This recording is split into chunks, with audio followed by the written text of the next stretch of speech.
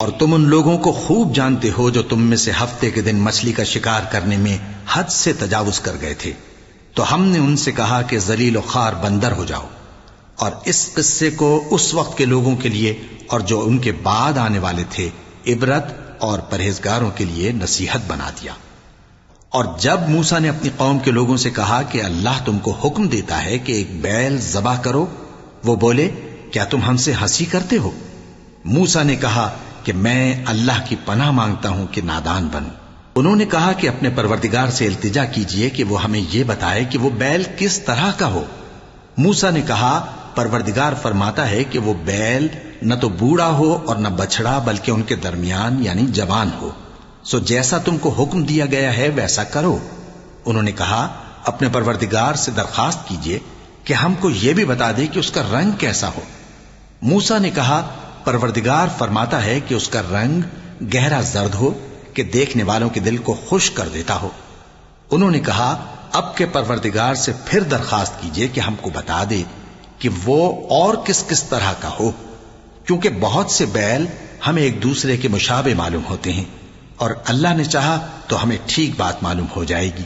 موسیٰ نے کہا کہ اللہ فرماتا ہے کہ وہ بیل کام میں لگا ہوا نہ ہو، نہ تو زمین جوتتا ہو اور نہ کھیتی کو پانی دیتا ہو، بے عیب ہو، اس میں کسی طرح کا داغ نہ ہو۔ کہنے لگے اب تم نے سب باتیں درست بتا دیں۔ غرض بڑی مشکل سے انہوں نے اس بیل کو ذبح کیا، جبکہ وہ ایسا کرنے والے لگتے نہ تھے۔ اور جب تم نے ایک شخص کو قتل کیا تو اس میں باہم جھگڑنے لگے، حالانکہ جو بات تم چھپا رہے تھے اللہ اس کو ظاہر کرنے والا تھا۔ چنانچہ ہم نے کہا کہ اس بیل کا کوئی سا ٹکڑا مقتول کو مارو، اس طرح اللہ مردوں کو زندہ کرتا ہے اور تم کو اپنی قدرت کی نشانیاں دکھاتا ہے تاکہ تم سمجھو۔ پھر اس کے بعد تمہارے دل سخت ہو گئے گویا وہ پتھر ہیں یا ان سے بھی زیادہ سخت، اور پتھر تو بعضے ایسے ہوتے ہیں کہ ان میں سے چشمے پھوٹ نکلتے ہیں، اور بعضے ایسے ہوتے ہیں کہ پھٹ جاتے ہیں اور ان میں سے پانی نکلنے لگتا ہے، اور بعضے ایسے ہوتے ہیں کہ اللہ کے خوف سے گر پڑتے ہیں، اور اللہ تمہارے کرتوتوں سے بے خبر نہیں۔ مومنو، کیا تم امید رکھتے ہو کہ یہ لوگ تمہارے دین کے قائل ہو جائیں گے؟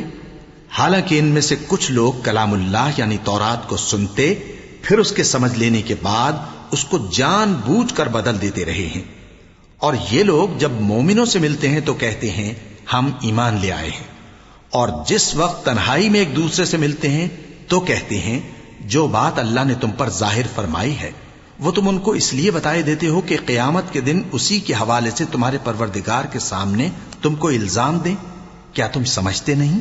کیا یہ لوگ یہ نہیں جانتے کہ جو کچھ یہ چھپاتے اور جو کچھ ظاہر کرتے ہیں اللہ کو سب معلوم ہے؟ اور بعض ان میں ان پڑھ ہیں کہ اپنی آرزوؤں کے سوا اللہ کی کتاب سے واقف ہی نہیں، اور وہ صرف اٹکل سے کام لیتے ہیں۔ سو ان لوگوں پر افسوس ہے جو اپنے ہاتھ سے کتاب لکھتے ہیں اور کہتے یہ ہیں کہ یہ اللہ کے پاس سے آئی ہے، تاکہ اس کے عوض تھوڑی سی قیمت یعنی دنیاوی منفعت حاصل کریں۔ سو ان پر افسوس ہے اس لیے کہ بے اصل باتیں اپنے ہاتھ سے لکھتے ہیں، اور پھر ان پر افسوس ہے اس لیے کہ ایسے کام کرتے ہیں۔